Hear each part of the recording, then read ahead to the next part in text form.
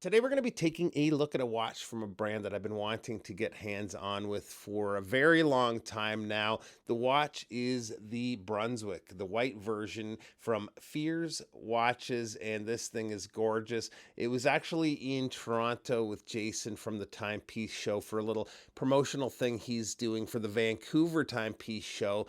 And luckily, Nicholas agreed since it was here to let me spend a couple of weeks with the watch before it was returned. So big thanks to him and Jason for making it happen. Really appreciate that. But let's get to it and check out the watch.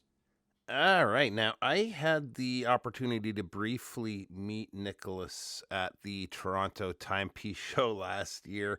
He was very busy, so we didn't have a lot of time. But if you're ever at a watch show and wondering if you're not familiar with Nicholas, who he is, just take a look around, and whoever is the most sharpest dressed person in the room, that is probably him. The brand originally started in 1946 and ran until 1976.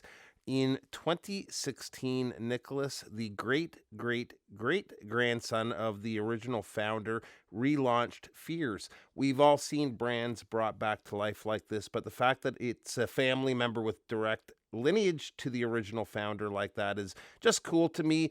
Since 2016, Nicholas has had some excellent releases, including collaborations with Christopher Ward and recently Studio Underdog. And I like that they work with and are connected to other brands like that.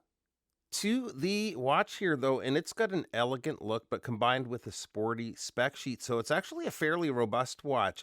The dial is made with hand polished lacquer by a dial maker out of Germany, and across the board, from the brand name to the markers, the multi layer black printwork is super crisp and sharp. Overall, a very clean dial layout with fears being printed in the top portion of the dial. Below the 6 o'clock marker, just under the minute track, is the only other text where it reads England. Now, a lot of this watch is inspired by earlier models from Fears. Really, all their current watches are. And in this case, that's right down to the font on the hour markers, which was used on their early watches. They're beautiful, especially the open 9 and 6 o'clock markers to me. The hour and minute hands are skeletonized and they and the small seconds are blued using a PVD coating, but a darker blue that a lot of time looks almost black, which gives good contrast against the white dial. Same as the dial, they're also made in Germany. The cushion case is well finished and it's just such a classic look. The onion crown is a signed push pull crown, easy to grip with it being larger like this, and that's important with this also having a manual wind movement. Feels good in hand in terms of winding action through the display case back, which by the way, this is also available in a closed case back, but running the watch is the ETA 7001. It's a 17 joule movement beating at 21,600 vibrations per hour with a power reserve of approximately 42 hours. If you do opt for the closed case back, they do also offer custom engraving if you're looking for some customization for your watch. The strap is made with Barania leather, which Hermes uses in a lot of their products. It's a really good quality leather, very soft.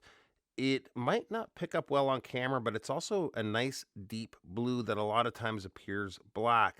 The buckle is stainless steel and signed and just matches the vibe of the watch overall. Size on the watch comes in at a case width of 38.1 millimeters.